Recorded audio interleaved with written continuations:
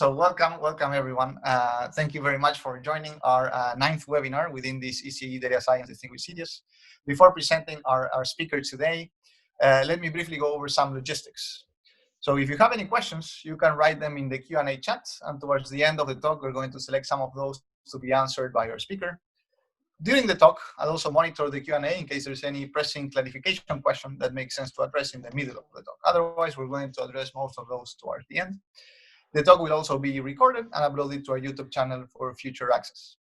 So that being said, it is my pleasure to present today Dr. Michael Rabbat as our distinguished speaker for the data science seminar. Mike is a proud RISE ECE alum. That's the way he started his bio, so I decided to start it the same way. I know that it's been a while since he last visited campus, so once all this is over, it would be great to have you here, of course. So indeed, after obtaining his bachelor's from UIUC, he received his master's from RISE in 2003 and a PhD from University of Wisconsin in 2006, both of these under the supervision of Professor Rob Nowak. Soon after that, in 2007, he joined the ECE department at McGill, where he stayed for over a decade, and during that time held visiting positions at KTH, the INRIA Bretagne Atlantique Research Center, Telecom Bretagne, and Applied Signal Technology. Currently, he's a research scientist at Facebook AI Research Lab, FAIR for short, in Montreal. Mike is actually a founding member of that lab, which I am sure was quite an amazing experience, putting the team together, steering the whole lab in terms of research, thinking strategically about research, etc. So he's in both sides of ML, in academia and industry, so he has a very rich perspective on the problems that he treats. His general interests revolve around optimization, machine learning, distributed algorithms, and signal processing. He has always been greatly involved with the SP Society within IEEE, serving as a senior editor in the SP Letters, associate editor in IEEE Transaction Signal Information Processing over Networks, among other roles. From a personal side, I've met Mike at several conferences and workshops, and I've read many of his papers, especially the ones related to signals on graphs. Most notably was when we met at the workshop that McGill organizes at Barbados every February on a facility that they own there. It's a quite intimate gathering. You could meet all the people, talk about research, also get to know each other. So if you've been following this seminar series, I actually already mentioned this workshop when I introduced Petar Juric, which is another big fan of the gathering. So in any case, I know that there are a few senior faculty from RISE in this webinar. So maybe we can take a lesson from McGill, right, and have more people visit us by just constructing a research center in the Caribbean. Okay? So just something to think about. So I'll leave it on that note. So Mike, thanks a lot for spending this time with us today. We're very happy to have you here, and the floor is all yours. All right. Well, thank you very much, Santiago. Thanks a lot for the invitation. Actually, it's great to get the opportunity to speak to you all. It is a shame you can't be there in person. I'm going to miss the part that would have come after the talk, where I guess, I don't know if you still do this, but at least when I was at RISE, we used to, after talks, we would all walk over to Valhalla and kind of enjoy a glass of really cheap beer together. So we won't do that this time, but like Santiago said, next time we'll make an opportunity to do that together. Yeah, so today I'm going to talk about communication efficient distributed learning. So basically some research I've been doing with colleagues at FAIR and even before FAIR over the past couple of years on distributed training of machine learning models and how to do that efficiently. The efficient part today is really going to focus on trying to reduce the time by also maybe reducing the communications and looking at some trade-offs that we get there. Yeah, and so let me get started. So because it's an ECE seminar, I'm going to kind of assume, I hope it's okay for me to assume it's maybe a broader audience. Not everybody's machine learning expert, so forgive me if you already know this beginning part, but maybe this will all get us on the same page. Before starting on the technical material, for sure, I want to acknowledge my collaborators on this work. So Amito Asran is a PhD student at McGill, who I also co-supervise and was supervising before. And Nicolas Loiseau, I should mention that Amito also works part-time at FAIR in Montreal, so we still get to see each other quite a bit. Nicolas Loiseau was an intern a couple summers ago at FAIR. At the time, he was a PhD student at the University of Edinburgh, and now he is a postdoc at NILA here in Montreal. Jianyu Wang was an intern last summer and is a PhD student at Carnegie Mellon, and so still loving to collaborate with students and interns. And then on the bottom, we have Vinayak Tantia and Nicolas Ballas, who are both my colleagues at FAIR in Montreal. Okay, so let's get started. So, at a very, very high level, machine learning and training machine learning models can be thought of in this very, very simplified way. we've got some training data, and we're going to have a training algorithm that's going to process that data and output a model. And the hope is that after we've trained our model on whatever data we had to train it on, we can take some new data, pass it through the model, and use that to make predictions that are going to be useful for some application, some task. There's lots of contexts where this type of a setup might occur. The one that I'm going to be really focusing on and keeping in mind today is where we're going to be talking about distributed training, so machine learning training, kind of this part of the system, and thinking about when we're doing this in the setting of a data center. So I've got, think of the picture that we have here, big racks of servers. They all have very reliable power sources. So that's not an issue. They're communicating over some reasonably high speed interconnect, maybe Ethernet, maybe something similar. And these are also powerful machines. They might have GPUs, things like that. And I mention this because there are plenty of other settings where we're also interested in distributed training that are not going to be directly relevant to the talk I'm going to give you today, but some of the same ideas might be applicable or might carry over there. Just to mention a few of those other settings, that could be things like federated learning. So that would be where actually we're trying to do training on user devices without ever sending all of the data to the data center. But there might be other issues related to security and privacy and how we go about doing communication that would be a little bit different than in what I'll be talking about today. Similar, there might be applications you can imagine where you want to do this distributed training over embedded devices or like an Internet of Things kind of setup. And there, the trade-offs are going to be also very different because you might be communicating over wireless, and you may also be dealing with battery-powered devices, in which case power is a much more valuable resource. Of course, we still care about how much power we're consuming in the data center setting, but I'm not going to focus directly on that today.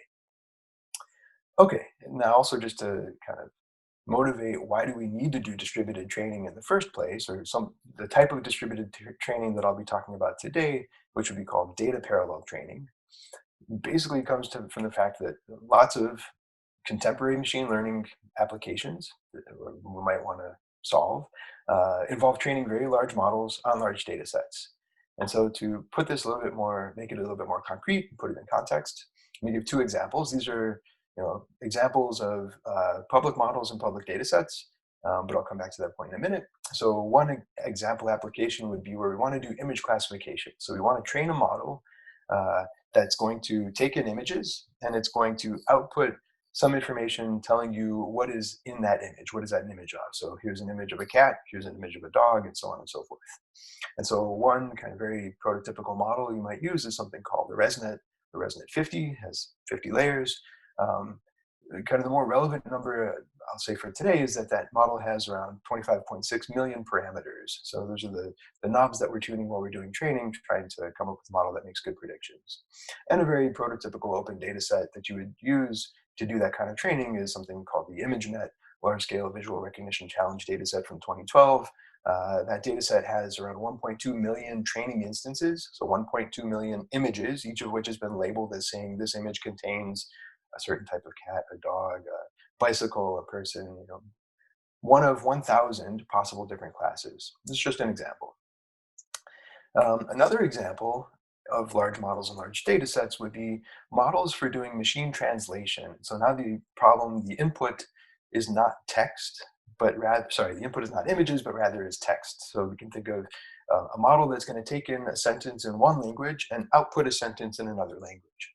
So some of the kind of contemporary models that people are investigating or using are built on something called a transformer, really built on attention mechanisms. But a transformer is sort of an example of this type of model from a couple of years ago. That model has an order of magnitude more parameters than the one I mentioned previously. So a transformer has, say, on the order of 210 million parameters. In fact, this field has been moving very fast. So the transformers were introduced, I guess, three or 4 years ago. And some of the models that are, trying to accomplish very similar tasks, but that are coming out, just in the past couple of months, have, let's say, many orders of magnitude more parameters than that. So getting up to billions or tens of billions, even more parameters. So I say this because that's really a large model. That's a lot of data to have to move around while doing distributed training. And the data sets that we might try to train this type of a model on would be something like, there's a World Machine Translation Conference and Challenge that happens each year. They also put forward these challenge problems. And so in 2016, one of the pairs of languages that they were trying to do translation between was English to German. So you're given a sentence in English and a sentence in German in your training set that have already been translated by a human, and you want to train a model to replicate similar translations. And there, the data set contains about 4.5 million sentence pairs, and the vocabulary size is on the order of 32,000. Okay, so it's just to give like rough idea of the scale that we might be talking about, anywhere from tens of millions, hundreds of millions, even more, parameters, and similarly, millions of training instances. And of course, the problems that I mentioned up here in the examples of networks and data sets are things that are open, that are widely used in the academic and research communities.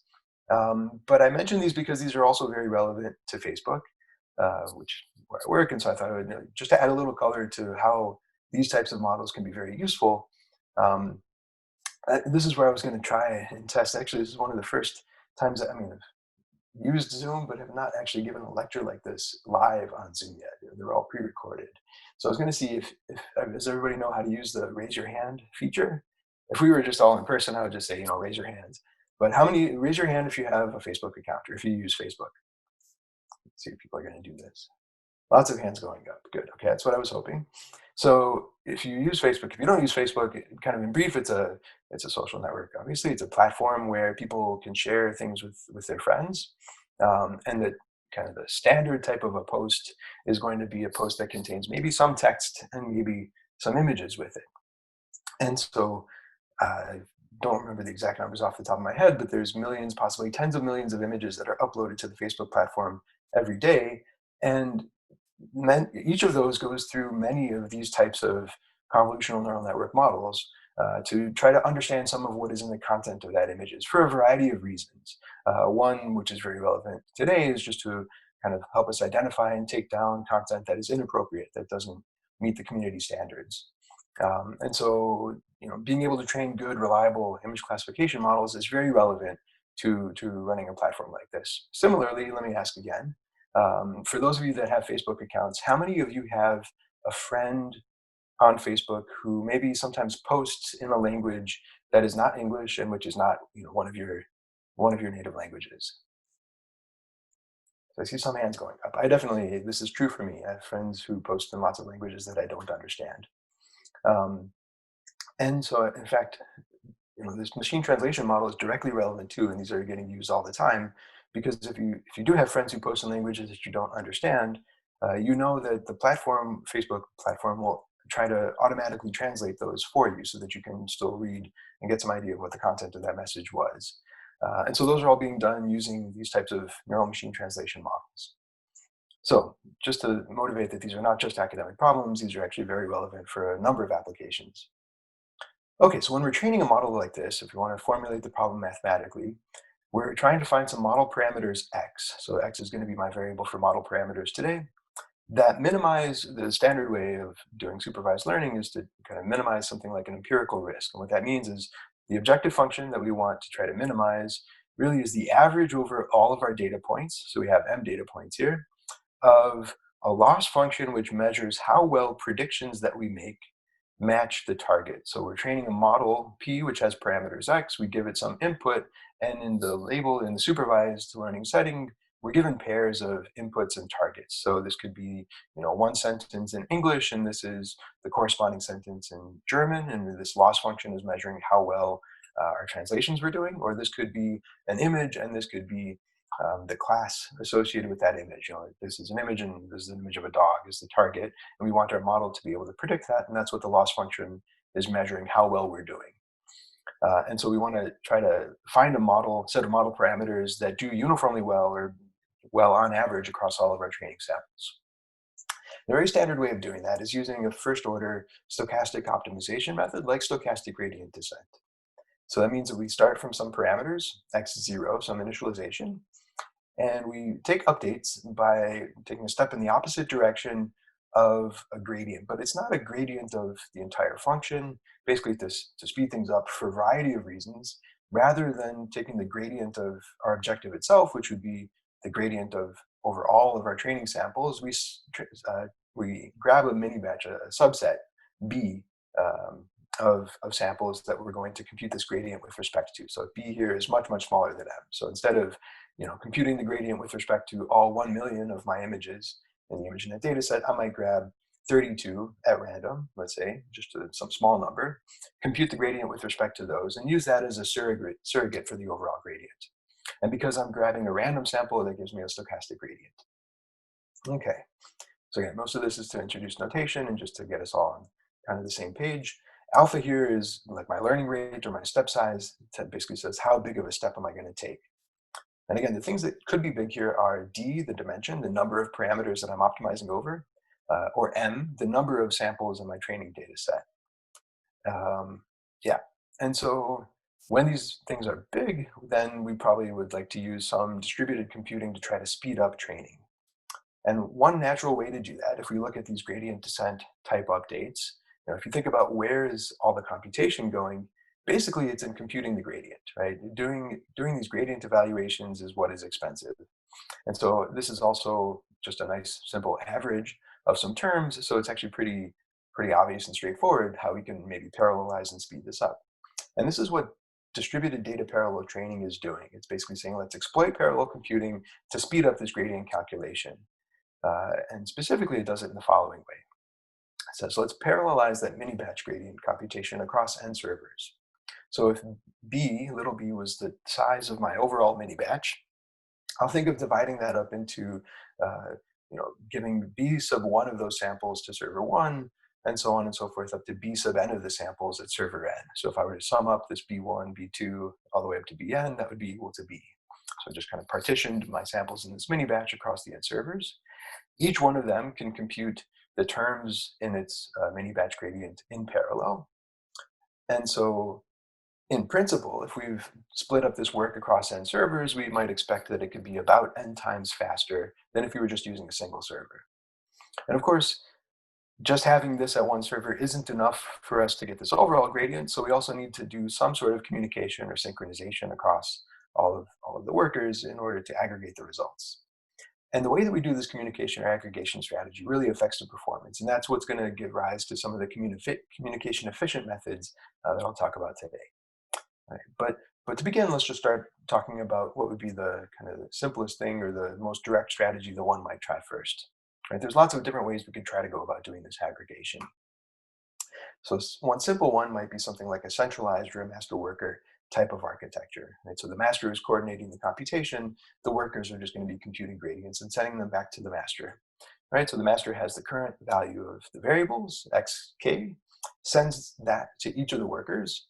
The workers each compute their little part of the gradient in parallel. So let's just call that G1 up to Gn. They send those back to the master. The master can aggregate them, compute this sum, and then take a step, and then send, repeats basically. So the master sends the parameters, receives gradients. But clearly, if we think about this from kind of a communications perspective, this is not going to scale super well because you can see that there's going to be a bottleneck at the master. As we try to use more and more parallelism, as we increase the number of workers, the master has to both communicate, send, and receive the gradients from them. And so, we can think about doing kind of more clever things like having sort of multiple masters, organizing them in a hierarchy, and there's other things we could do there.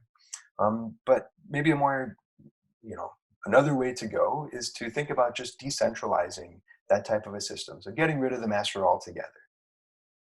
Okay, and so now we can just think of having n workers. Each one of them is going to have its own copy of the variables. It's going to compute, again, its local gradient on a subset of the data of the mini batch, and then they need to average those in some way over the network, right? And so this would be the local view at worker I. It's got its own copy of the variables that it wants to update in this stochastic gradient type of way, and of course it just needs to get the average over all of the workers. Okay, so let me point out one thing here. For both the centralized master worker setup and even this decentralized setup that I've described so far, where every worker computes the average, if all the workers were to start from a common initialization, then because they all compute exactly the same average, their copies of the variables are going to be the same at every iteration. So they stay exactly synchronized. That's worth keeping in mind. Um, and let me introduce a little bit more notation just because give us kind of a language to describe some of the other algorithms later. So let me think of organizing the copy of the variables from each worker, and each one of those would have been a vector before. Now let me just stack them all into a matrix. So I have this matrix capital X, has one row for each worker and one column for each parameter that I'm optimizing over. So that's xk. So then I can just think of this SGD update in the following way. So each worker is computing these gradients. GK is just a similar matrix of the gradients where each row corresponds to the part of the gradient that was computed at one of the workers. And before performing our updates, we need to average those, and that's what we do with this averaging operator, which I'll just call J. So J here is just fancy linear algebra for basically saying a matrix where every entry is 1 over n. So right, initially in this matrix G, we have one row that has the gradient separately computed by each worker.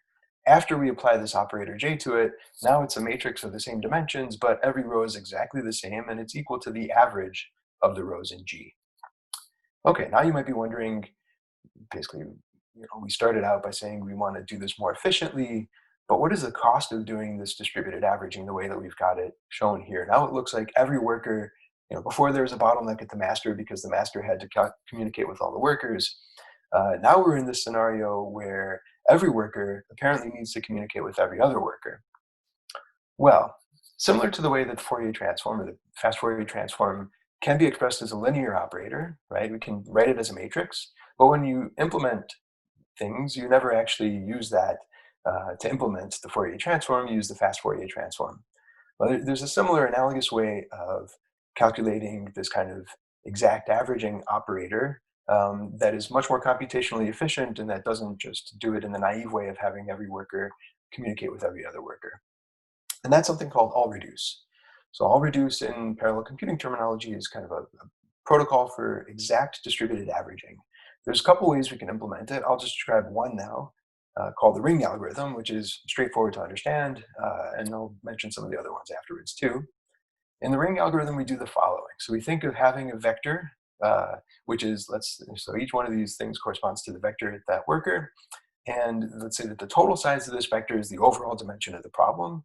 This is the gradient vector that we want the workers to average before they take their stochastic gradient descent steps. And for however many workers we have, we'll think of partitioning that vector into the same number of blocks. So here I've got 5 workers, n was equal to 5. I'm going to partition it into 5 blocks. Now let's just focus on the first block first. So worker 1 is going to send that first block, whoops, my animations are in the wrong order, that's okay. We're going to send the first block to worker 2. Then worker 2 can add its portion of that same first block, send it to worker 3, and so on. And the reason why it's called the ring algorithm is because once that initial blue block makes it all the way around the ring once, gets back to worker 1, we will have aggregated the values of the blue block across all workers. And so at that point, worker 1 knows the average of that block of the gradient, and then it can pass it one more time around the ring. And at that point, all workers will know that the average of that block of the gradient.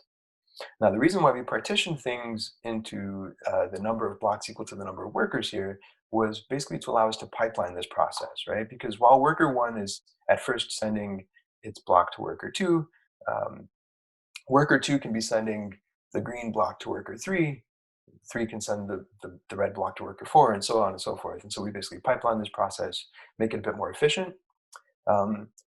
At the end of the day, as it's written up here, each node or each worker sends and receives 2D values. So if D is the dimension of the variables, basically because we have to make 2 passes around the ring for every element in our vector, that's where this 2D comes from. And the delay is on the order of the number of nodes because that's the time it takes for one message to go all the way around the ring, basically twice.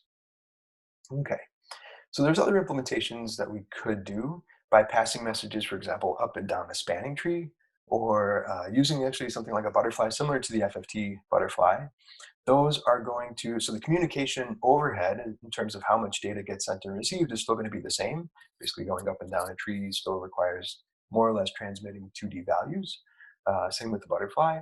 But it turns out the delay can be reduced from order n to order log n. So actually this all sounds pretty good, right?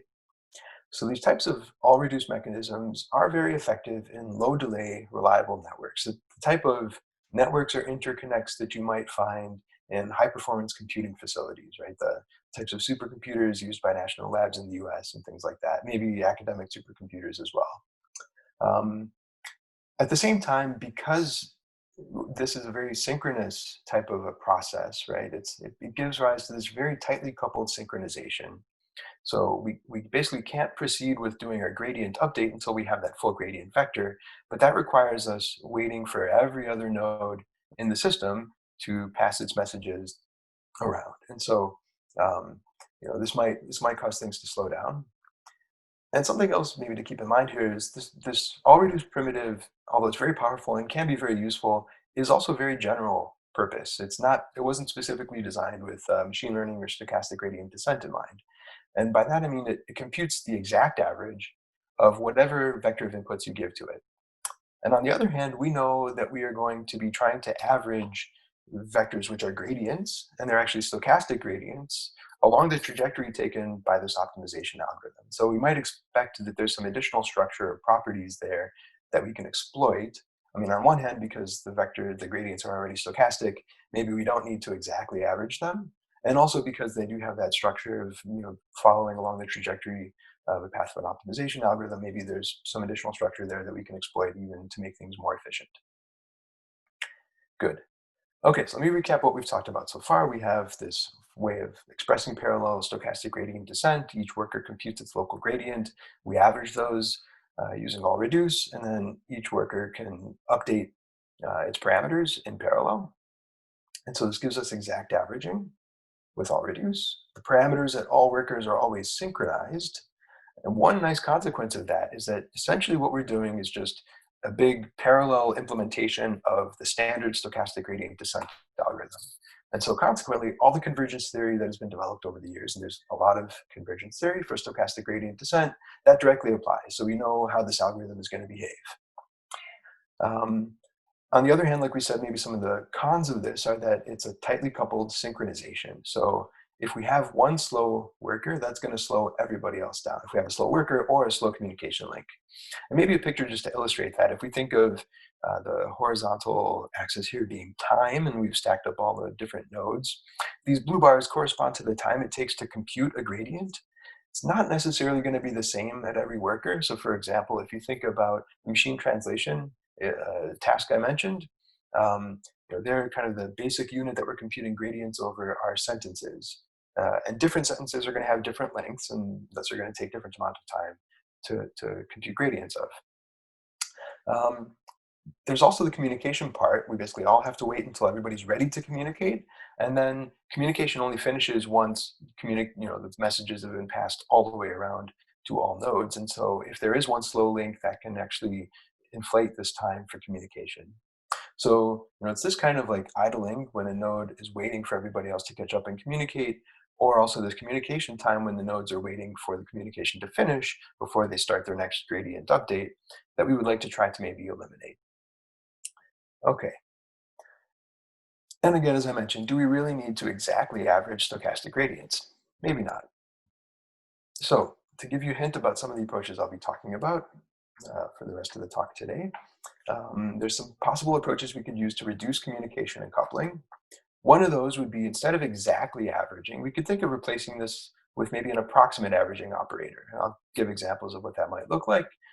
That might decouple the aggregation, so we won't be dependent on all other workers, and it might even allow us to execute these updates asynchronously.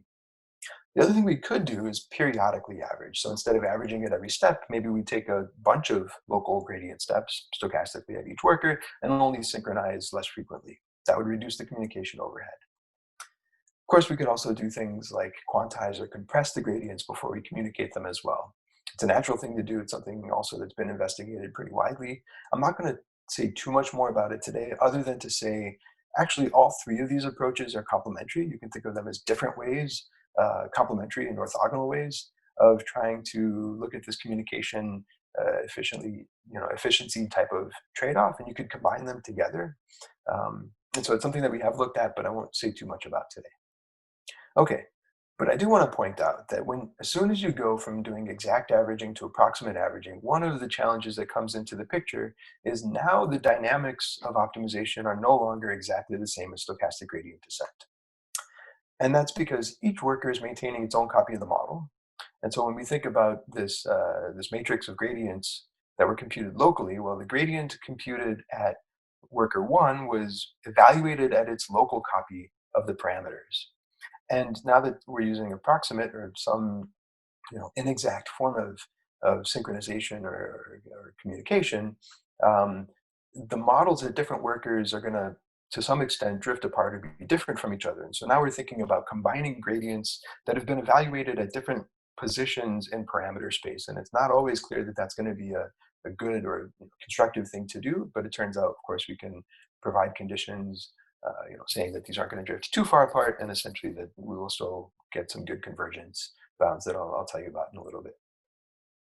Okay, but again, the SGD convergence theory no longer directly applies. Okay, so let's first talk about this periodic averaging approach, and then we'll talk about other ways of doing approximate averaging. So in periodic averaging, first let me point out, before I was writing this parallel version of stochastic gradient descent where we compute our gradients, average them, and then take a step. But of course, since everybody is synchronized to begin with, that's really going to be equivalent to if we were to do the following. If we were to compute our gradients, take that gradient descent step, locally, and then average the new parameters after the gradient descent step was applied locally. Those two are equivalent in the case of this exact averaging operator. But it turns out to get some of these other schemes to work, we actually need to think about modifying this second equation rather than the first one. So if we just, we'll come back to it. But yes, so if we use a method that's called local SGD, which is just going to be doing periodic averaging, it's basically going to say, let's only average every tau updates. So our matrix P now is our approximate averaging matrix. It's approximating J. And for local SGD, basically the way that that's set up is that every tau iterations, we exactly average. Otherwise, it's just equal to the identity. And if you think about it, the identity just says basically don't do any communication at all. Keep your value to yourself. Okay. This is a method that's been widely studied now for almost a decade in a variety of contexts, including a lot of the references I mentioned at the bottom of the slide here have been looking at this type of a method more in the context of federated learning. Again, I'm not going to go into kind of the details and some of the subtle differences in the setup, but just to mention that. So these things are very related. And pictorially, if you want to think about what things look like in parameter space, if we take one point in time where all of the workers' models are synchronized, then if we say that tau is equal to 3, for example, each worker is going to take 3 local steps. And then afterwards, it will average. And so during these local steps, the models are actually going to drift apart. Right? This is the drifting part of it, and then we just suck them all back together with that exact averaging operator, and they all land on top of the same point again. Okay, good. So this is the periodic averaging kind of an approach. I will say that there are starting to be some theoretical guarantees for this method and related methods. If you look at some of the literature, in particular these two, and some follow-up work since, I'll point you there for theoretical guarantees. I won't go into that today. Okay, so I said another way that we could try to be communication efficient would be to use approximate averaging and something called consensus optimization instead of exact averaging. And so we'll start from the same point of departure that we did for local SGD, where we said, let's pull this exact averaging matrix outside here.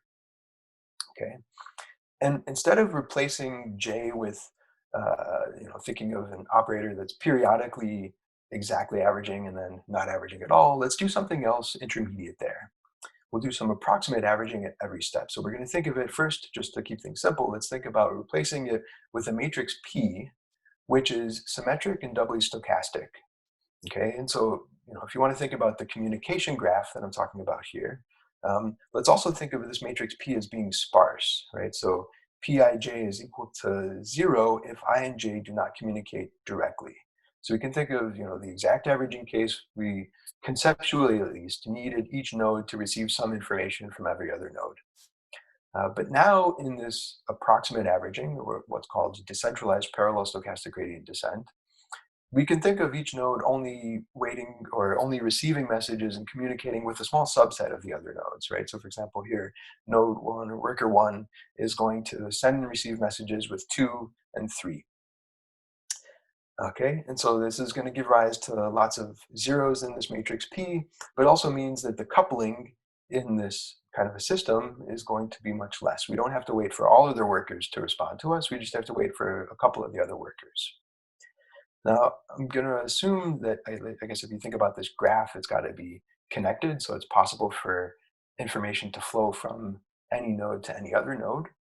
And I mentioned this other assumption that P is symmetric and doubly stochastic. And so under these kind of mild assumptions, basically what that tells us is that if we were to take powers of P, right, this is straight from our favorite Markov chain textbook, those powers of P are going to converge to an exact averaging matrix. Essentially, this is like imposing that we have a Markov chain on this graph with uniform stationary distribution.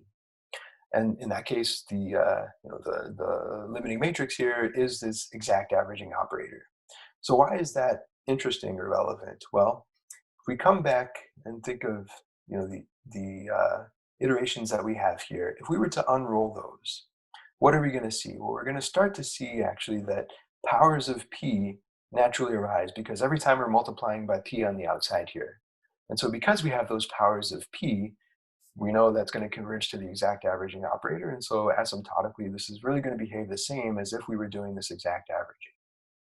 Now, part of the reason why I pulled this averaging operator outside instead of just leaving it multiplying the gradient matrix alone was that if we were to leave it inside here and think about taking this first form of the exact averaging algorithm and just put an approximate averaging matrix P here, and then unroll that expression recursively, we would no longer be getting those powers of the matrix P. We wouldn't get the averaging effect that we need in order to asymptotically recover this exact stochastic gradient descent. Okay, so that's why we did that. This is why this kind of simple decentralized parallel stochastic gradient descent scheme is very interesting. From a historical perspective, let me mention these types of ideas of averaging and mixing over networks can be traced back to some seminal work of Johnson Siklis during his PhD, and basically a paper he wrote with Dimitri Bertsakis and Mike Athens, which appeared in 1986. And so there was interest back then. There was kind of a period where there was maybe less interest about this line of work, but it was revived quite a bit in the context of optimization, specifically by this paper from 2009 by Angelya Nedic and Nasuas Dogler. And there's a vast literature. Mike, let me interrupt. Yeah. 1 second there, just to say that Asu Osdaglar will be talking next week in this seminar. So that's a perfect segue. Thanks. Hey, fantastic. You're in for a treat. Great. Yeah, so there's really more literature than I could possibly cover in a lecture like this today, but I'll mention there's a couple of surveys that you might find interesting. One from Ali Syed in Foundations and Trends in Machine Learning. Another one that I wrote with Angelya Nedic and Alex Olszewski a couple of years ago in Proceedings of the IEEE. So if you're interested in kind of more background on this topic, those are two good places to start. Okay, and just to reiterate what the iterations of this algorithm look like are the following. So each worker is going to have its model. It's going to compute a stochastic gradient locally based on its own model, take a descent step, and then do some approximate averaging with its neighbors. The way I wrote it here now, this matrix P is kind of static. So things don't change from iteration to iteration. This is actually a power K. It's not an iteration. Conceptually, now, if we go back to what this looks like in parameter space, let's just suppose hypothetically that we're exactly synchronized at some time K. Maybe this is actually the initialization, so maybe this is x0. Each node takes its local gradient step, and then we do this approximate averaging. And since we didn't average with all of the other nodes in the network, we end up landing at some points which are not exactly at the average that we would have gotten to, but are close. And then we repeat this process. Now, one of the things that when it comes to kind of deriving bounds about these types of algorithms or proving that they work pretty well is we show that there is this bounded disagreement. So you can kind of argue that over time, the distance of each worker's new model after averaging relative to that average is not going to grow unbounded. They're going to stay close to each other. And you can actually control how big this radius is based on properties of the graph, like you might expect the graph over which they're communicating. Oops. Yeah. So things like spectral norms and spectral properties. Okay, and then we repeat this. So now each node is evaluating its gradient at points which are not exactly the same. They're not equal to the average, but they're close to each other. So the gradients hopefully are going to point in roughly the same direction if our problem is well behaved. After we do this approximate averaging, again, we're going to have this bounded disagreement. And so asymptotically, we can show a couple of things. So we can show asymptotically the agreement actually is going to get closer and closer when we're using this kind of a scheme in optimization. And so this is a result that even for non-convex problems was in the literature from a couple of years ago, 2017, for this static graph case. And in some more recent work at ICML last year, we showed actually for kind of more sophisticated algorithms that I'll tell you about in a moment, that we get even stronger results. We can show that and then even for non-convex objectives, smooth non-convex objectives, we're converging to a stationary point in the following sense. If we look at this kind of running average or Cesaro average of the expected gradient, norm squared of the gradient, right? So if we're converging to a stationary point, we want this to be basically 0. This average is going to behave over time like it's going to go down like at the order of 1 over the square root of n times k, where n here is the number of workers in our system, and k is the number of steps that we've taken. Okay, so this is nice. So it actually says that standard gradient descent, I didn't write it up here, but if you were doing standard serial gradient descent, the similar type of a term without the, well, n is just equal to 1 in that case, goes down like order 1 over square root of k. And so by using n workers, it kind of gives us an n times speed up is essentially what this result tells us. Okay, so that's for this approximate averaging. And I said this is for a slightly more sophisticated method. Let me tell you about that briefly while I keep an eye on the clock here so that I get to the interesting stuff later too. So the method that I mentioned before, where we use a static averaging or communication topology corresponding to the sparsity pattern of this matrix P, works well, but it requires what's called push-pull communications. So what that means kind of practically is that worker I must receive messages from all of the neighbors that it sent messages to before proceeding. That's because we assume that P is symmetric. And so we basically can't move on until we get messages from all of our neighbors. So now, although we don't depend on all of the workers in the network, we do depend on our neighbors. So there's still some coupling there. Ideally, what we would like to do is use what we're calling push-only communications, which means basically after I've computed my local stochastic gradient and taken my local update, I'm going to send some messages, but I would like to not have to wait before I move on, potentially. So this push-only communications might reduce our communication overhead. It's now directed, right? So I only need to send, maybe a receive, but I don't have to make P symmetric anymore. I can make it asymmetric as long as it's still kind of connected, as long as information can flow. If we were to think about doing asynchronous execution, which is what I was starting to hint at before, that's definitely going to be directed because basically when we start running things asynchronously, we're not waiting. And so even though I might eventually receive a message back from that neighbor, thinking of iterations and time progressing before that message returns. The nice thing about this push-only setup is it's still amenable to analysis also. So let me briefly try to tell you about this. In push-only communications, like I said before, we're going to send without expecting to receive a response. Now, instead of requiring P to be symmetric and doubly stochastic, I'm only going to require that it is column stochastic. So I think of worker J as owning the jth column of that matrix. And what it's going to do is it's going to take its local gradient step and it's going to pre-multiply by this entry from the jth column before it sends this entire message. So the message actually is after this computation has taken place, it's going to send this from J to I. Right? So that's what these steps are saying. And then at worker I, all it has to do is sum. So it has to take whatever messages it receives and sum those up. And that's why we refer to this as the push sum algorithm. So when you're going to send a message, you push it, you don't wait to pull back, and the receiver just sums these up. And because we're column stochastic, we can still leverage results from Markov chain theory. Now we're no longer necessarily, so let's think again about the simple case where P is the same first at every time, at every iteration.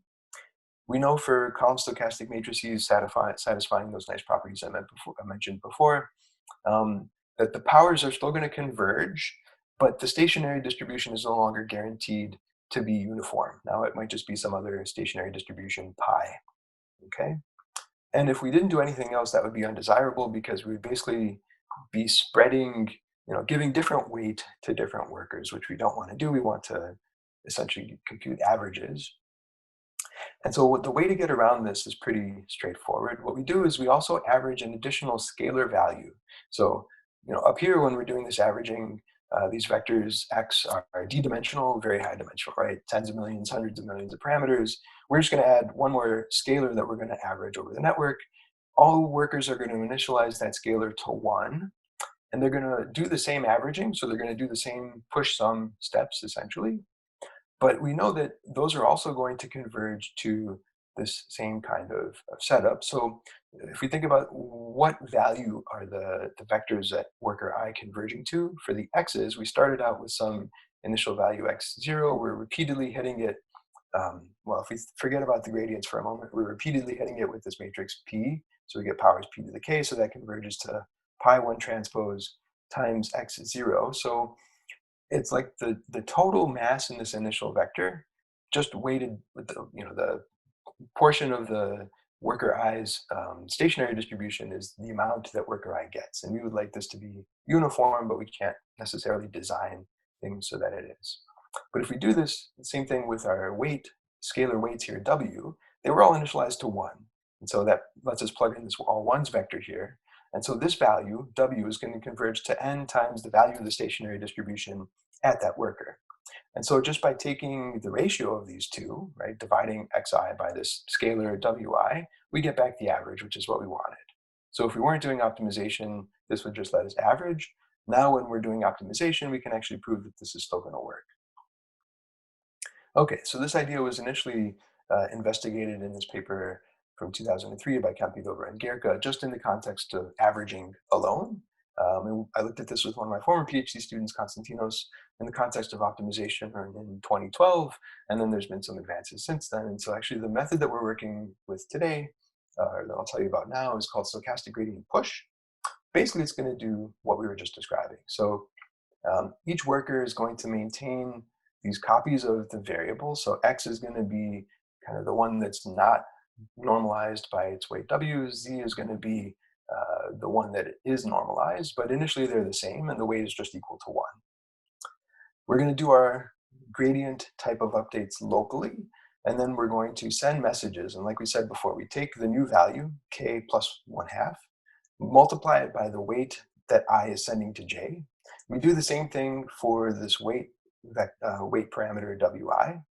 Send those, so those get sent from I to j, and then node I here is going to receive messages from all of its neighbors, sum those up.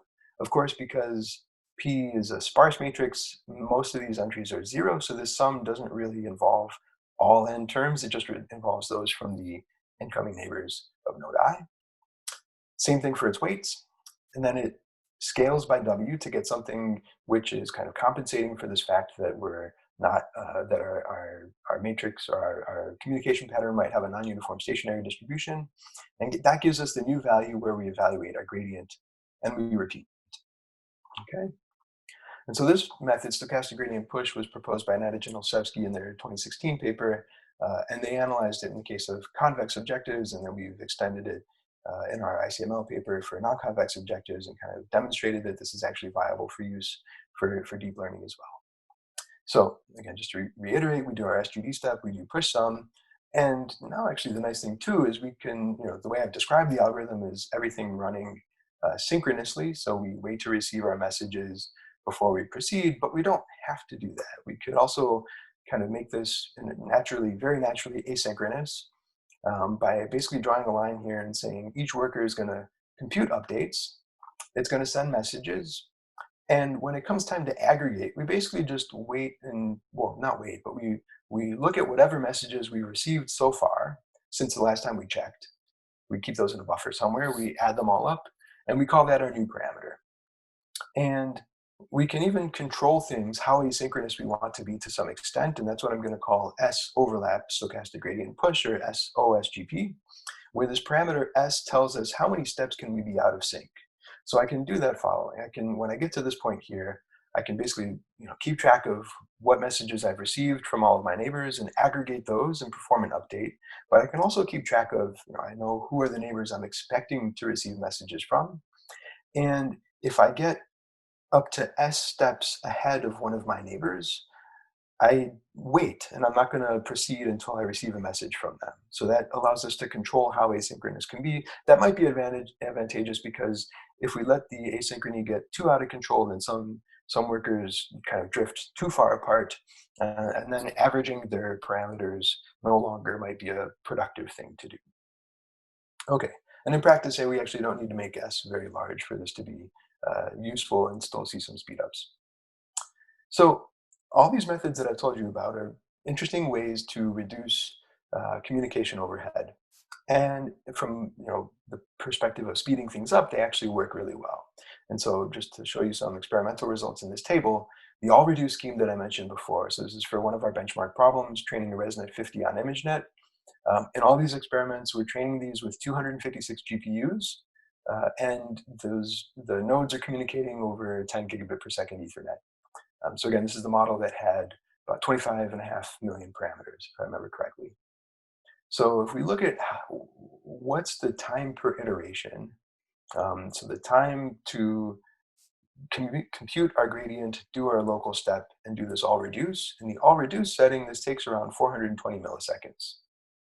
If we do that stochastic gradient push synchronously, that already drops it down to 304, so about 1/3. And similarly, if we do local SGD, if we take, I don't remember how many steps, I want to say it's around 8 or 16 local steps. That's the period at which we, between, for how often we synchronize. That also gives us kind of a comparable speed up down to 294 milliseconds. And if we take this stochastic gradient push and run it asynchronously, so this is, I think, the one OSGP. So we let each neighbor get up to one iteration more out of sync with its neighbors. That time even drops down to 271 milliseconds. So these definitely make things faster. But again, you can think of each of these, because they are some approximation, they're injecting some additional noise into the optimization process here. And so that comes across when you look at the accuracy of optimization. Right? So if we think about the training loss, this is the objective that we're actually trying to minimize. After 90 passes over this data set, 90 epochs, an AllReduce type of a baseline, it takes longer, but it will get the training loss down to 0.96. Whereas the loss is going to be higher for these other schemes. It's a bit higher. It's not like awful, but it's not exactly the same. Same thing if you look at the validation accuracy. So this tells you how well does the model that you trained generalize to new unseen training instances. The baseline here, the AllReduce, the slow one, gets us up to 76% on this ImageNet benchmark. So 76% of the time, it's accurately telling you the right class of the image. And you do see this drop off with some of these approximate methods. And, this isn't that bad, actually. 75% instead of 76 seems like it might not be awful, but when I talk to my computer vision friends who really like to always be getting state of the art, they're like, oh, sorry, this isn't quite good enough for us yet. So there's other ways that we can try to compensate, right? We fixed the number of passes that we did over the data set. With these faster algorithms, we finish quite a bit faster. So you might say, well, what if we run it for a little bit longer? And we've definitely looked at that, and we can definitely, if we run it for a bit longer, we can drive this accuracy back up. But we wanted to understand a bit more, why are we taking this hit in the accuracy? And comes down to being all about momentum. And I'm going to pause for a second because I saw there's a question. The question is, does this time per iteration include both the computation and communication time? The answer is yes. Do I have data for communication time alone? Yes. Not in these slides, not in the presentation, and I don't remember it off the top of my head, but I can we can talk about that offline, or I can point you to the papers where you can read more about that. I mean, at the end of the day, essentially all the savings here is in communication, because all of these methods are doing the same gradient calculation and the same update per iteration. The communication overhead to do the push sum part of things is pretty minimal compared to the amount of time that it takes to actually compute the gradients. So I think essentially all the savings that you're seeing here is coming from communication savings. Good. Okay, so I mentioned that momentum is kind of a key ingredient. We know that momentum is super important for training deep networks. And I see there's another question. I'm going to actually come back to it. Let me try to get through just a little bit of this, and then I'll take some more questions. So, when we're using momentum methods, kind of the standard approach is, instead of updating our gradients or updating our parameters in the opposite direction of the gradient, we keep this momentum buffer, U, which is essentially an exponentially weighted moving average of gradients over time. So it's kind of smooth things out, is one way to think about it in the stochastic setting, or it's building up momentum from a more of like a physical perspective or analogy. Now, when we go to implement these in a decentralized manner, the standard way that all of these approximate methods handle momentum is just to keep track of the momentum parameters or buffers locally, but only apply the approximate averaging operator on the parameters themselves. And so what this means is, again, now our parameters are drifting out of sync. At least the approximate averaging is pulling those back closer together, but it's not doing anything for the momentum. And so these momentum buffers, momentum directions, may no longer be especially relevant. And so this disagreement in the momentum we observed slows progress. If we were to actually also average exactly or approximately the momentum buffers, that would basically bring us back up to the same level of accuracy as the AllReduce type of a scheme. The drawback of that, of course, is that doing that additional communication takes a lot of time and is going to slow things down, basically making it not worthwhile to use these methods anymore. Okay, so how do we address this? So we wanted to do somehow incorporate momentum in a communication efficient way again, and still get the benefits of that in terms of the accuracy. And so we've introduced this method which we call slow momentum. Slow because we're going to think of running kind of a 2 timescale type of algorithm, where we have fast local updates occurring, and then on a slower timescale, we're doing sort of a momentum update.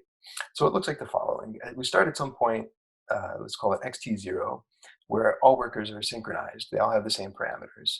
And they're going to do some local fast steps. Now, these could be just local SGD kinds of steps where there's no communication at all, or they could be something like stochastic gradient push, where there's approximate averaging, but it's a lightweight, more decoupled form of communication.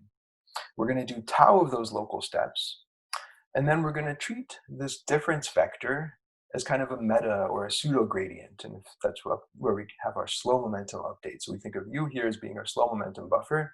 After these tau local steps, we exactly average. Sorry, I forgot to mention that. We exactly average to get to this point here. This is like our pseudo gradient. And so then we are also keeping track of this momentum buffer. And we use that in order to take a momentum step. Now, we might not take a full step there. We might have another slow learning rate or step size parameter alpha, which might be less than 1, in which case we go part of the way there, right? So now hopefully this slow momentum scheme is clear. This is what we introduced in our iClear 2020 paper. And it's kind of a generalization of a method that was introduced at ICASP in 2016, where they really looked at just having SGD steps here and essentially doing like a local SGD with momentum. So they also didn't have any theoretical results in that paper. It was just empirical, and we actually provide some theory in the iClear 2020 paper. And why is this now going to be communication efficient? Because it does involve this extra exact averaging. Well, we're amortizing this over tau steps of whatever this base optimizer is, whether it's just local SGD or something like stochastic gradient push. And so essentially the overhead of that gets significantly reduced because we're not doing that exact averaging all the time. And maybe in the interest of time, I'll say that we have theoretical guarantees. I'll come back to these if there's questions about them.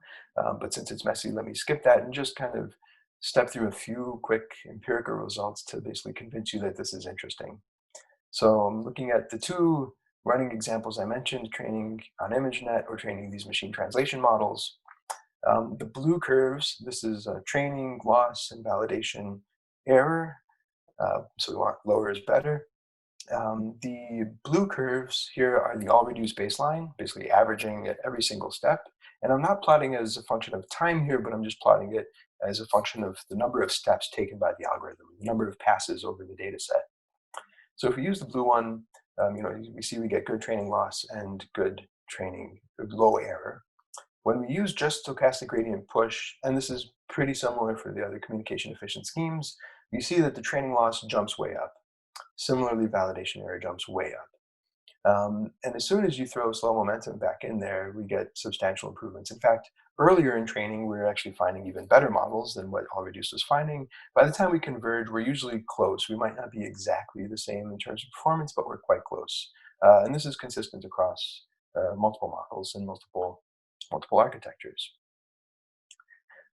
And so if I look also at a couple other, these are the two data sets I showed you before, and even on kind of a smaller toyish data set, CFAR10, look at different types of local or communication efficient optimizers or SGD, both in terms of training loss and validation accuracy, or what's called the blue score for the machine translation task.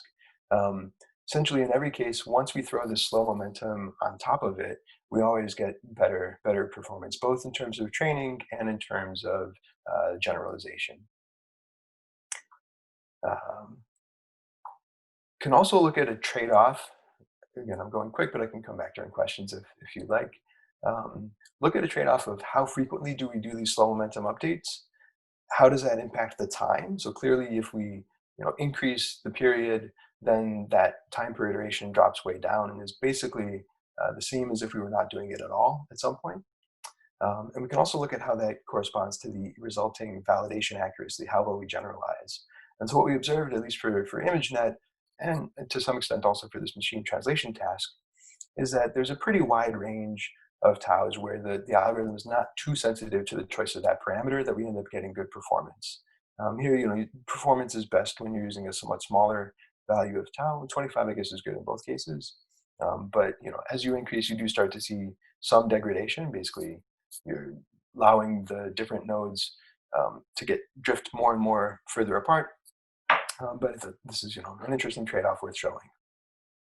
So just to wrap up, I told you about slow momentum and other communication-efficient distributed training methods. It's a general framework for decentralized learning. We do have convergence guarantees for non-convex loss functions. I didn't tell you about them. They're in the paper. I'm happy to come back to it if there are questions about it.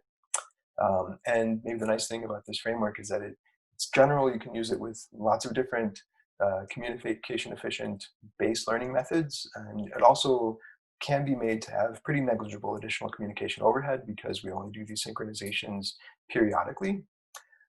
In terms of some open directions and questions I think are interesting in this more broad general field, so for the push-sum types of methods, I think there's still room to come up with tighter bounds for time-varying column stochastic matrices. So in particular, in the asynchronous setting, that's where we get these time-varying P's, P changes from iteration to iteration. And so there is a literature on mixing and Markov chains, notions of weak ergodicity and things like this, which is what we leverage in our existing bounds.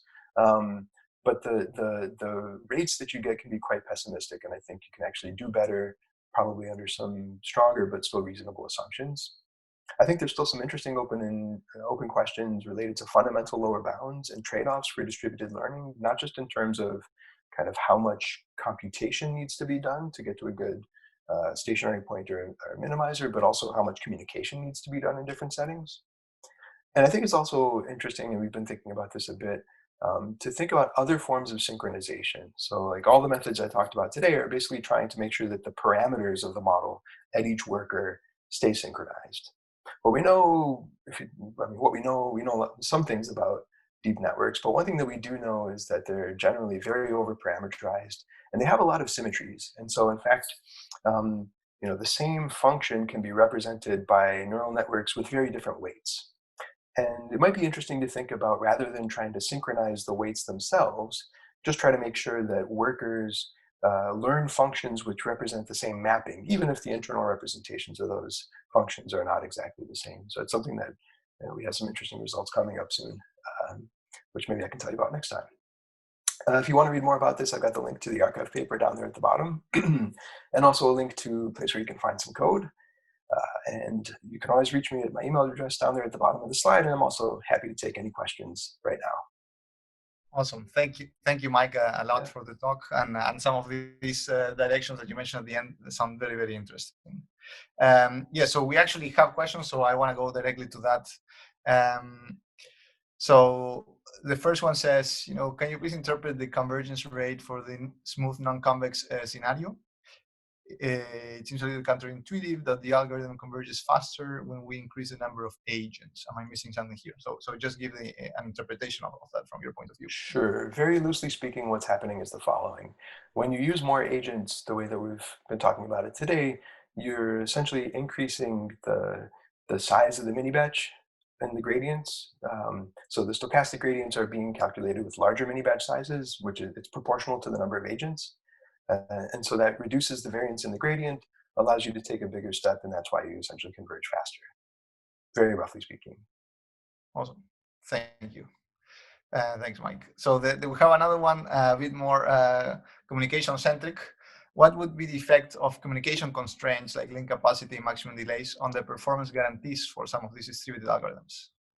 Yeah, so I think that's a great question. I think that ties in probably to this fundamental lower bounds question that I've put. It's still very much an open question. I will say in the experiments that we've done, we've tried to probe different settings in order to understand, how does capacity of a link, how does essentially the quality of the interconnect that you're communicating over affect performance. I mean, one of the things, oops, let me go back to the slides. One of the things that we definitely see, well, I might not have it in the slide, so let me just say in words, hopefully it's clear. For the synchronous methods, obviously they take a much bigger hit, right? And so once communication capacity becomes a bottleneck, once essentially, and this is coming about pretty fast because the models that we're trying to communicate are quite large, right? If you think about it, 256 million parameters, we might be representing each one of those parameters with 32, like a 32-bit floating point format. So that's like a non-trivial amount of data to be sending back and forth every few hundred milliseconds. So at some point, the network does become a bottleneck, and it substantially slows down the synchronous methods. And this is where, in kind of separate work, we've seen that asynchronous methods can really start to shine. But I think the fundamental answer to the question that you're asking is still open and something very, very interesting to investigate. Awesome. Thank you, Mike. We have another one. Can you please elaborate on the slow momentum in the case of Atom, in which the magnitudes of the gradients also need to be kept track? Yeah, great question. Thank you for that. So let me come back to the slow momentum description here. So we did use Atom as the internal or the local optimizer for SlowMo for the experiments that we did on the machine translation tasks. And so in that case, essentially, what's happening is each worker has its own copy of the Atom first and second moment buffers, both the average gradient and the average square of the gradient, essentially. And when it comes time to do this slow momentum update, we're really just doing that using the parameters themselves. So you can ask the question, what should you do with the parameters of your local implementation of Atom after each time you do these updates? We considered basically we did experiments with a couple different options for that, and those are reported in the paper. Basically, what we found works okay is just don't do anything. So keep the momentum buffers, the first and second moment buffers of Atom, essentially unchanged, and just shift your parameters and parameter space according to this kind of slow momentum update. And that worked just fine. So I hope that answers your question. Yes, I think it did. So thank you, Mike. So I actually have one. So let me go with that one. If you have others. So in the approximate averaging, right? So I'm usually here we're using this same matrix. I mean, it could be symmetric, non-symmetric, asynchronous, etc. And we're basically not using the topology of the graph. I mean, it is connected, but we have this convergence, right? We're not using exactly the topology, right? If you're connecting this computer, you basically know the topology, right? So can we exploit that somehow, or not really? That's a good question too. I wouldn't say that we've investigated that exhaustively. We have done, I mean, I would say, how can I say it? For these applications in a data center, and that's part of the reason why I mentioned the data center setting at the beginning, right? The network is kind of, the physical communication network is abstracted away. And so we can send messages from any machine to any other machine. Now, the pattern of how we're sending these messages actually makes a big difference. It's like what you were alluding to. We know we can relate the spectral properties of this matrix P. In fact, actually, I didn't mean to mislead you by saying that P has to be the same, because for stochastic gradient push, it can actually change from iteration to iteration. And one thing I didn't go into because of time, but it's in the paper and I'm happy to say more about it, is we found actually there's a particular sequence of matrices that we engineered that works especially well. Now, we found that works well pretty uniformly, consistently, regardless of how the nodes are physically placed in the cluster. We didn't investigate that super deeply, I would say, but I would guess that the types of benefits, at least in the regime where we are right now, where communication is to some extent a bottleneck, but it's not an extreme bottleneck. I don't think we've gotten to the point where optimizing things so much by having the communication topology mimic very closely the physical layout of the nodes it's not going to necessarily bring substantial benefits yet, but I think there probably, once you get to other regimes, there are going to be some benefits there. Again, we're also in a data center setting where the delays of these communications are really, really small, right? On the order of, well, definitely sub iteration time. So, right. I think those types of effects, that what you were hinting at, where you want to make the communication pattern more closely mimic the physical topology of the nodes, that's probably much more important when the delay between delay of a message getting from one node to the next is much higher. So if you're in some kind of IoT scenario, for example. Right. Perfect. Well, thank you, Mike, once more for the talk. It was very clear and encompassing, so I actually learned a lot. I think all the people here did as well. So thanks a lot. So we actually be talking, the two of us, on a different Zoom link right now. Thank you, everyone else, for joining. So remember, next week we have so Asu Ozaglar will be coming. It's actually on Wednesday, same time, but on Wednesday instead of Thursday.